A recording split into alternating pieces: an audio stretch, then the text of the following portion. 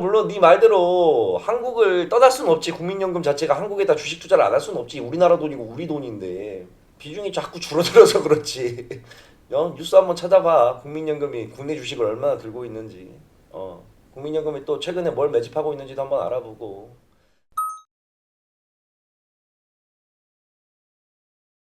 안녕하세요. 반갑습니다. AP투자연구소의 이호수입니다. 자, 오늘은 이 국내 주식에는 한 푼도 투자할 가치가 없다고 밝혔던 국민연금이 강하게 매집하는 종목들이 있어 함께 말씀을 나눠볼까 합니다. 조금 과하게 얘기한다면 얼마나 이 종목들을 놓칠 수가 없었기에 라는 표현도 조금은 들어맞을 것 같은데요. 자, 기사를 보시면 국민연금, 한국증시 이대로 가면 투자 않는 게 적절. 해당 기사 속의 첫 문단은 국내 주식에는 한 푼도 투자하지 않는 게 가장 적절하다는 결론이 나온 것으로 확인됐다 입니다. 일각에서는 이 금투세의 영향이 크다는 의견도 꽤나 제기가 되고 있는 상황인데, 물론 현재도 이 국민연금은 국내 주식보다 해외 주식을 2배 이상 많이 들고 있지만 실제로 내년에는 올해보다 더욱 비중을 줄일 것이라고 밝힌 바가 있습니다. 근데 그런 와중 2분기에 강하게 매집한 업종과 종목이 있다면 여러분들은 어떨 것 같으십니까?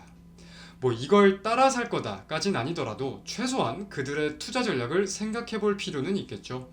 그래서 오늘 해당 내용과 함께 제가 해석한 말을 좀 말씀을 드려볼까 합니다. 사실 국민연금뿐 아니라 블랙록, 메릴린치 등 큰 손들의 움직임을 보는 거는 1분이면 봅니다. 우리가 여태 몰랐을 뿐이지. 그래서 제가 간단하게 한번 바로 보여드리면, 자, 먼저 포털 사이트에 가장 많이들 알고 계시는 다트라고 치면 이렇게 금융감독원 전자공시 시스템이 확인이 됩니다. 우리는 여기서 공시 서류 검색 속 공시 통합 검색을 눌러줄 거예요.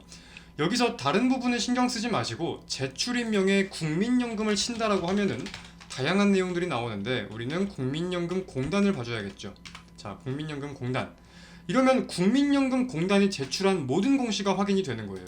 우리는 2분기를 확인을 할 거니까 24년 4월 1일부터 24년 6월 28일까지 검색을 눌러주면 국민연금공단이 제출한 모든 공시가 확인이 됩니다. 이제 임원, 주요 주주 특정 증권 등 소유 상환 보고서와 주식 등의 대량 보유 상황 보고서, 이렇게 두 가지가 확인이 되는데, 사실 모든 매수와 매도를 우리가 확인할 수는 없겠지만 이제 상장사 지분을 5% 이상 보유하게 될 경우나 그 이후에 1% 이상의 변동 시, 그리고 혹은 주요 주주가 되었을 때, 즉 10% 이상 지분을 보유한 후와 변동이 있을 때에는 의무적으로 공시를 해야 하기 때문에 간접적으로 그들의 매수, 매도를 확인할 수가 있다는 겁니다. 어려울 게 하나도 없죠. 끝! 자, 이런 식으로 해서 제가 모든 공시를 다 확인을 해보니까 이 국민연금은 세 가지 업종에 대한 매수가 꽤나 공격적이었습니다. 바로 화장품, 식품, 조선, 이렇게인데, 자, 사실 이 세 가지의 공통점이라고 하면 뭐가 있죠? 앞에 K가 붙으면서 K식품 이런 식으로 한국을 자랑하는 업종으로 부상했었고, 동시에 수출에 대한 모멘텀이 꽤나 부각이 된 업종이라는 거죠. 당연히 환율 상승에 대한 환차익도 함께 따져볼 수가 있을 거고, 연기금의 포인트는 그래서 이렇게 유추를 좀 해볼 수가 있지 않을까 싶습니다. 그래서 업종별로 매집세가 컸던 종목들의 차트를 좀 한번 살펴보려고 해요. 지금 이게 4월부터 현재까지의 일봉 차트인데, 자, 보시면 이게 화장품 쪽 차트고 이게 지금 식품, 이 차트의 모양을 잘 기억해 보세요. 그리고 마지막으로 이게 조선이에요.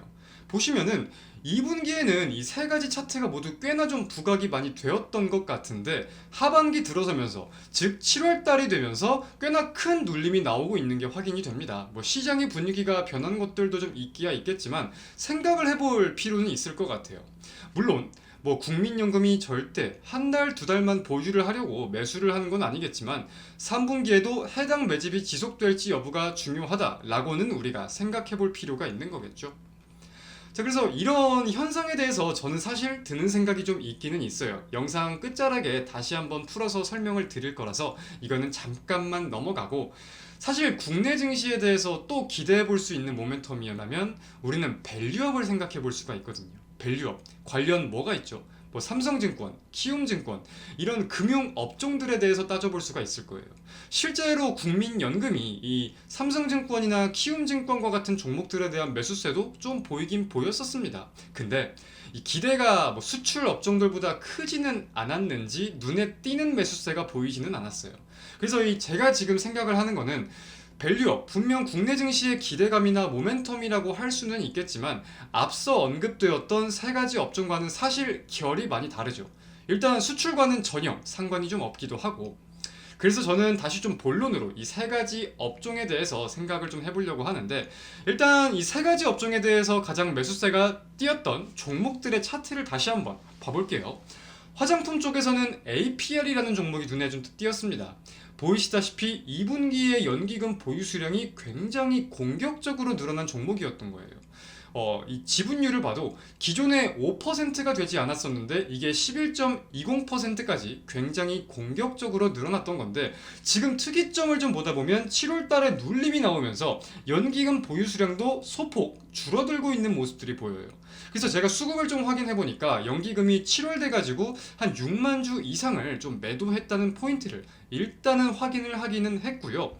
뭐 종목에 대해서 간단하게만 설명을 드리면 이제 화장품 관련주예요. 뭐 미국, 중국향 수출에 대한 기대가 꽤나 높다는 포인트가 좀 있긴 있었고, 뭐 메디큐브, 뭐 포멘트, 옷 브랜드인 널디 이런 브랜드들을 보유한 회사더라고요. 뭐 관심 있으신 분들은 공부 한번 해보셔도 될 것 같고, 자, 다음은 식품 쪽은 전반적으로 비중을 좀 확대하는 모습들이 있었습니다.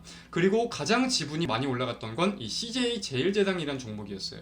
근데 웃긴 게 이것도 지금 굉장히 연기금 보유 수량이 가파르게 늘어나다가 7월 돼서는 4거래일 연속 연기금이 매도를 했거든요.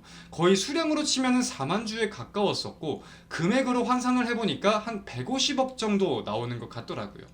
그래서 생각해 볼 수 있는 포인트가 이 국민연금의 투자 전략이 하반기 들어서 좀 변경이 되는 것인지, 혹은 이 보유 주식에 대해서 좀 일부 차익 물량이 출회되는 것인지 우리가 좀 아직은 지켜봐야 될 필요가 있는 거다 정리를 해볼 수가 있겠습니다. 자, 마지막으로 조선입니다. 조선 쪽에서는 한화오션의 지분율이 가장 높게 올라갔어요. 기존 10.11%로 기존에도 지분율이 높았는데 이게 12.92%까지 올라갔으니까.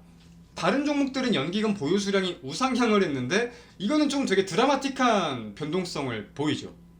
6월 중에는 굉장한 매수세가 보이고 7월 달에는 또 매도하는 모습이 보이고, 제가 여기서 약간은 감이 더 잡히기도 했어요.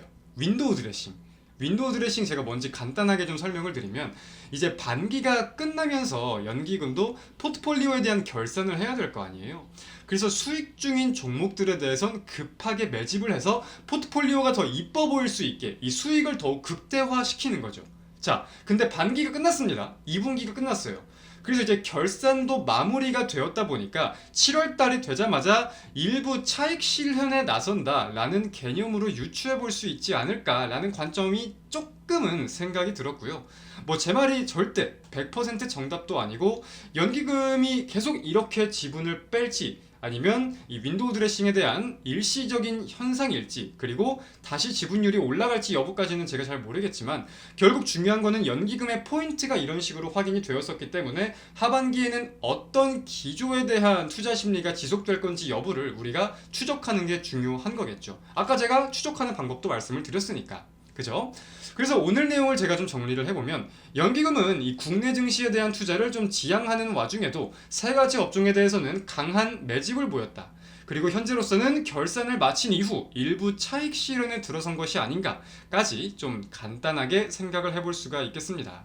다만 그 세 개 업종에 대해서는 절대 이 모멘텀들이 짧은 모멘텀이라고 판단될 수는 없다 보니까, 연기금이 조금 팔았다고 이제 무조건 끝났다 라고 보기보다는 언제부터 다시 매수세가 이어질 건지, 혹은 3분기에는 또 이제 증시의 분위기가 또 바뀌다 보니까 어떤 업종에 대해서 관심을 보일 것인지 여부를 확인하는 방법까지 정리가 되지 않았나 싶습니다. 오늘 영상 이렇게 좀 마무리를 하도록 하겠고요. 언제나 오늘처럼 그리고 어제처럼 우리 개인 투자자분들을 위해 노력하는 이호수가 되겠습니다. 감사합니다.